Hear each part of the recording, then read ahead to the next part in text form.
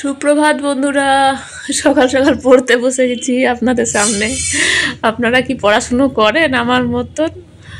তো যাই হোক, সকাল সকাল উঠে পড়েছিলাম, উঠে যাচ্ছি, ঠান্ডাটা কমেও গিয়েছে আর যথারীতি গরমের ভাব, ঘুমটা ভেঙে যাচ্ছে। তার কাজও দেখছি অনেক কাজ বাকি পড়ে আছে, সেই কাজগুলোকে তুলতে তো হবে। যেহেতু কাজের সঙ্গে যুক্ত, সেখান থেকে তো বেরিয়ে আসা যাবে না, আর সেই সব কাজগুলো না রেডি করলে হবেও না। তো সকালবেলায় উঠে রাতেই ভেবেছিলাম শুরু করব, তো রাত্রিবেলায় আর ফোন ঘাঁটতে ঘাঁটতে সময়টা পার করে ফেলেছি। ওই জন্য সকালবেলায় উঠেই ভাবলাম না, সকালে একটু টাইম 1 ঘন্টাও যদি এখানে লাগিয়ে দিই তাহলে আমার কাজটা অনেকটাই উঠে যাবে। তো এইটা উঠেছে, আরও একটু কাজ বাকি আছে, সেটা অন্য সময় বসবো। তো সকালবেলায় উঠে অনেক কিছু প্ল্যান করে নিই। জানলাটা খুলছি, কি বেশ ঠান্ডা বলুন বন্ধুরা। সকালবেলায় কিন্তু বাইরে বেরোলে ভালোই ঠান্ডা, হাঁটতে যাবো ভাবছি কিন্তু যাওয়া হচ্ছে না, কারণ হেল্পিং হ্যান্ড ওই ঠিক 6:30 পৌনে 7টা এরকম টাইমে ঢুকে। তাহলে আমি যদি বেরিয়ে পড়ি তাহলে হয়তো ঢুকতে ঢুকতে আমার লেট হবে, কি ও একটু আগে চলে আসবে, তো মনটা একটু উসখুস করে। ওরা যদি কাজ করে সেই টাইমে বাড়িতে না থাকি তাহলে যেন মনে হয় যেন কাজটা ঠিকঠাক হচ্ছে না বা হলো না। তো সেই রকমই কাজের জন্য একটু থেকেই যায় সন্ধেবেলায়, সেটাও হচ্ছে না। আমার একটু গাফিলতিও আছে, কি করব, এইভাবেই চলছে। আসলে কথা কি, মাঝখানে সময়ে অনেকটা কাজ করতে হয়, তাহলে সকালেও যাওয়া হয় না, মানে লাগে, অস্বস্তি লাগে, টায়ার্ড ভাবটা থাকে। আর বিকেলবেলাতেও ভাবি আর থাক, যা হয়েছে হয়েছে, সন্ধেবেলাতে আবার দোকানে কিছু আনতে যেতে হয়। তো বন্ধুরা, এই করে আমার আর বিকেলেও বেরোনো হচ্ছে না, এই হচ্ছে ব্যাপার। তো ভিডিও কালকেও অনেক ভিডিও দেখলাম, এই 3-4 দিন ধরে যা চলছে ওআইটিতে, সেগুলো সত্যি খারাপও লাগছে। তবে ঠিক আছে, যারা যেমন করবে, কর্মফল হচ্ছে বন্ধুরা, এটাকেই বলে কর্মফল।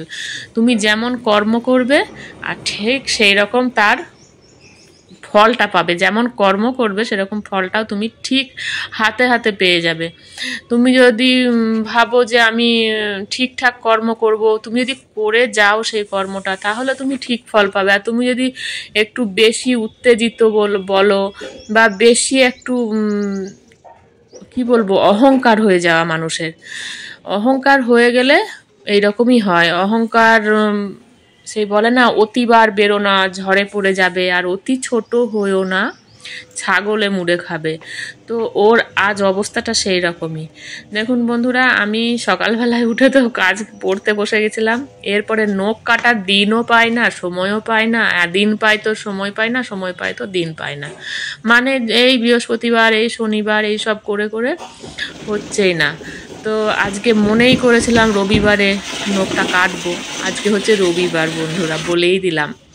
তো নেল কাটার নিয়ে ছাদে উঠে এসেছি। আর আগের দিনে একটু বৃষ্টি হয়েছিল, সেই বৃষ্টির জন্য গাছপালাগুলো ধুয়ে পরিষ্কার হয়ে গেছে, সবুজ দেখছেন, একবারে ঝকঝকে তকতকে লাগছে। তো ছাদে গাছপালাগুলো দেখি আর একবার একটু গুছাতে হবে। কদিন আগে গুছিয়েছিলাম সুন্দর করে, যাই শ্রী আরাম করে এসে ঝাঁপিয়ে আমার ছাদের সব ওলট পালট করে দিয়ে গেছিলো। আবার কুঁড়ি, আবার ফুল, আবার কচি পাতা, সব কিছুই গজিয়েছে। তো বৃষ্টির পরের দিন ছাদটা বেশি ভালো লাগে, আপনারাও দেখবেন লক্ষ্য করে, আর অনেকেই সেটা লক্ষ্য করেন। এইটাকে তুলবো ভাবছি যে মুগ ডাল দিয়ে খাবো, মুগ ডালের সঙ্গে এই ডাঁটাটা দিয়ে বেশ মিষ্টি মিষ্টি করে খাবো। তো সেটাও তো দিন চাই, আজ এটা উপোস, কাল সেটা, হেনা তেনা করে আমার হচ্ছেই না। আর এই যে এটা আমার ফুলটা ভালোই এখন দাঁড়িয়ে গেছে। তো ছাদ বাগানটা একটু ঘুরিয়ে আপনাদেরকে দেখিয়ে দিলাম, একটু শেয়ার করেই নিলাম। এই গাছটায় ফুল 2-1টা ফুটেছে, কুড়ি ভালোই এসেছে, ফুটবে, ওই 2-1টা করে ফুটতে শুরু করেছে আর কি। আর এদিকে নিজে দাঁড়িয়ে শুরু করে দিলাম নিজের কাজ করতে। তো হ্যাঁ বন্ধুরা, যে কথাটা বলতে বলতে একটু হয়ে গেল, যে অতিবার বেরো না, ঝড়ে পড়ে যাবে। তো মানুষের মনে অনেক কিছুই হতে পারে, ঠিক না বলুন? আমি আমার আর দেখতে দেখতে মনের মধ্যে হচ্ছে যে হ্যাঁ, ওর হয়েছে, অসুবিধা হয়েছে, সমস্যা হয়েছে, তো ও সেটা সোশ্যাল মিডিয়ায় এসে এইভাবে হাউমাউ করে না বললেই পারতো, ঠিক কি না? এটা সবাই বলছে যে এইভাবে না বললেও পারতো। আর ও যদি পছন্দ নাই করছে, তাকে তো বলে দিয়েছে, তাকে তো সেই রকমভাবে রিয়াকশন দিয়েই দিয়েছে। আর সেটা ওয়াইটিতে যদিও ভেবেছে যে আমি বলবো যে আমি এগুলো পছন্দ করি না, তো সেটা গুছিয়ে বললেই হয় যে এই জানো তো বন্ধুরা, এরকম সময় একজন এসেছিল, আমি তো আমার ঘুম ভাঙছে না বা আমার অসুবিধা হচ্ছে, বা গুছিয়ে কথাটা বলতেই পারতো। কিন্তু ও অতিরিক্ত, ওর প্রচুর সাবস্ক্রাইবার হয়ে গেছে, 400K, মানে বুঝতে পারছেন বন্ধুরা, পেরিয়ে গিয়েছিল। সেটা সবাই আজকে ওর ওই ব্যবহারের জন্য। আবার এরকমটাও করলো যে পরপর 2-3টে ভিডিও দিল, তাতে স্বামী স্ত্রী মিলে বলছে যা করেছি বেশ করেছি। মানে ভিউ যারা দিচ্ছে তাদেরকে অপমান করছে, তো সেটা বলছে যা করেছি বেশ করেছি। আবার মেয়েতে কি বলছে দেখুন, যে কি মায়ে বলছে কেমন ধোঁয়া ধোঁয়া লাগছে, তখন মেয়ে বলছে সবাই জ্বলছে তো তাই। মানে ঠিক আছে, ছেলে মেয়েদের কথাবার্তা সবার সমান হয় না, সব ছেলে মেয়ে সমানভাবে কথা বলতে পারে না। যেমন কিছু কথা আছে সেগুলো, আচ্ছা ওই ভিডিওর মধ্যে যদি চলেই এসেছিল তাহলে তো ওর মা বুদ্ধি করে সেই ক্লিপটা কেটে তারপরে দিতে পারতো। তা না, ওরা আরও চাইলো যে ওয়াইটিটা জ্বলুক, সবাই মিলে জ্বলুক, এই জিনিসটা ওরা চেয়েছিল। তো ঠিক আছে, ছাদে আদিক্ষেতা করে সোনা সোনা করে বাঁধাকপি তুলতে গিয়ে বলছে যা করেছি বেশ করেছি, একটুও ভুল করিনি, ক্ষমা তো দূরের কথা, কেন ক্ষমা চাইবো এরকমভাবে। আচ্ছা, ক্ষমা চাওয়ার প্রশ্নটা আসছে কেন? তুমি বলেছিলে কেন এইভাবে যে এইরকম মানবরূপী দানব এসেছে, এই সব নানা রকম অনেক কথা যেগুলো আমার এই মুহূর্তে মাথায় আসছে না। যাই হোক, ওই কথাগুলো না বললেই কি নয়? 3-4টে ভিডিও ওরা মেজাজে করে গেল, 3-4টে ভিডিও ওরা মেজাজে, মানে এতটুকু অনুতপ্ত বোধ নাই, বা একটা সরি, অনেকে বলছে কিছু না হলেও এই কথাটা বলতে পারতো, সরি। সরি চাওয়াটা কি অন্যায়? অনেকের মানুষের অন্যায় হয়ে থাকে, তো সেই জায়গায় দাঁড়িয়ে যদি কেউ একটা সরি বলে, তো সেটাতে ক্ষতি কি? যে আমার ঠিক আছে বন্ধুরা, তোমাদেরকে সরি বলছি, আমার এটা বলা উচিত হয়নি, বা আমি কোনো আমার অসুবিধা ছিল, সমস্যার মধ্যে পড়েছিলাম বলে আমি এই কথাটা বলে ফেলেছি। ঠিক আছে রে বাবা, এটা বললেও তো হতো। তো বন্ধুরা, ছাদ থেকে নেমে এসে চা নিয়ে বসে পড়েছি, আর এই বিস্কুট দিয়ে তারপরে না আবার খিদে পেয়ে গেছিলো, দিয়ে মা মেয়েতে আবার কি করলাম সবটাই দেখাবো। তো এইভাবে বলে মানুষকে ছোট করাটা উচিত হয়নি। তারপরে যখন আবার 3 দিন বাদে আবার একটা ভিডিও শেয়ার করছে, এবার সেখানে বসে বসে বলছে আমার ছোট্ট বাচ্চা, আপনাদেরও তো বাচ্চা, আচ্ছা মানলাম আমাদেরও ঘরে বাচ্চা আছে। এই যেমন আমার নিজেরটার কথাই বলি, ও কখনোই মানে পছন্দ করে মা ভিডিও করুক, কিন্তু ও কখনো এটা চায় না ওর কথা ভিডিওতে শেয়ার হোক, ওকে শেয়ার করা হোক, ও এটা চায় না। সব বাচ্চারা সমান নয়। আর তুমি যে বন্ধু বন্ধু করে সব সময়, ওই যে তোমার একটা ডায়লগ আছে, সব সময় স্মাইল, তো তুমি তোমার স্মাইলটা কোথায় গেল আজকে? তুমি তোমার নিজের মেয়েকে বলছো, তিলোত্তমার সঙ্গে তুলনা করছো, তুমি আরো বড় ভুল করলে। হ্যাঁ যাই, তুমি আরো ভুল করলে যে তোমার মেয়েকে তুমি তিলোত্তমার সঙ্গে বিচার করছো, তুলনা করছো। তিলোত্তমা তোমার মেয়ে, আর তিলোত্তমার মা, আর তোমরা তো মানে আকাশ পাতাল হলেও মনে হয় কম বলা হবে। এটা মিলটা আকাশ পাতাল বললেও কম বলা হবে। তোমরা এগুলো কি করে পারছো? কি করে বলছো তোমরা? তোমার এটুকু মনে হচ্ছে না? আজকে ওই মেয়েটাকে একটা মানলাম, মেয়েরা আজকাল ছেলেমেয়েরা ঘরে অন্যরকম ড্রেস পরে থাকে, তারা তাদের সহজ সরল একটা ড্রেস যেটা পরে আরামদায়কভাবে তারা থাকতে পছন্দ করে।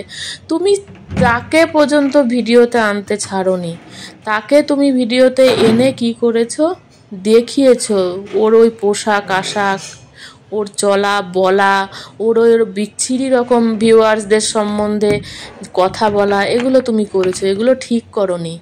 আর এগুলো তুমি কেটেই দিতে পারতে, ওই যে জ্বলছে কথাটা, এই কথাটা বলাটা তুমি কেটেই দিতে পারতে, সেটা তুমি না করে জঘন্যভাবে সেটাকে তুমি প্রেজেন্ট করেছো। এটাই তো তুমি খারাপ করেছো না?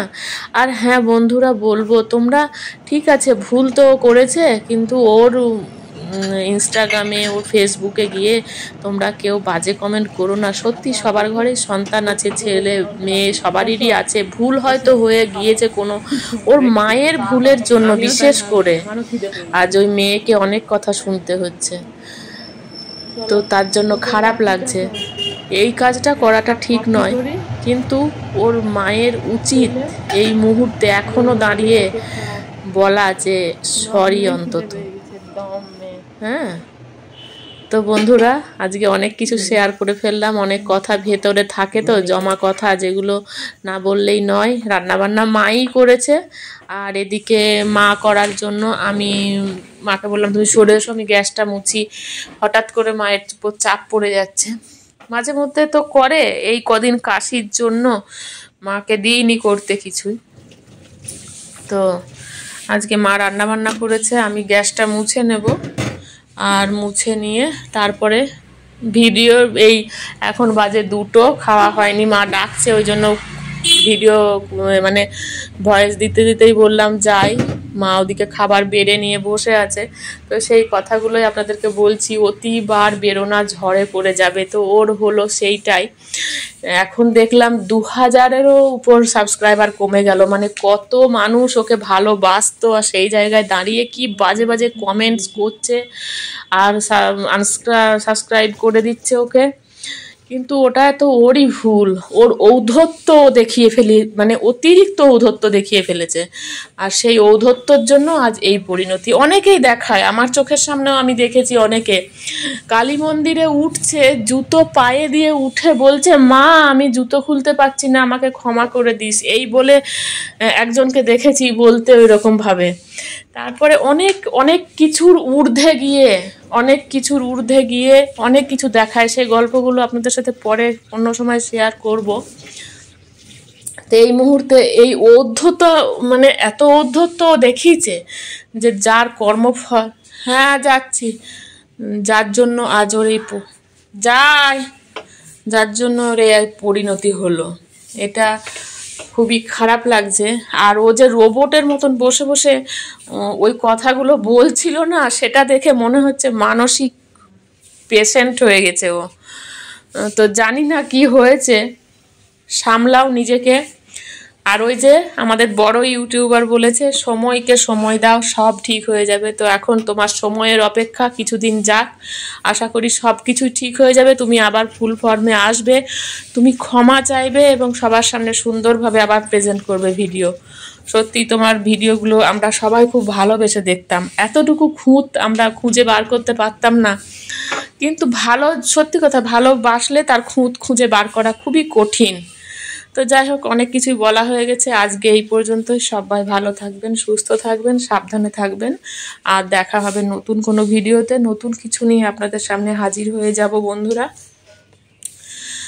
তবে এটাই বলবো সকলকে, আমি নিজেও এই প্রতিশ্রুতি করছি যে কোনো দিনও মানুষের সাথে সত্যি এরকম ব্যবহার করা উচিত নয়, মানুষকে হেয় করা উচিত নয়, আর অতিবার বেড়ে যাওয়াও উচিত নয়।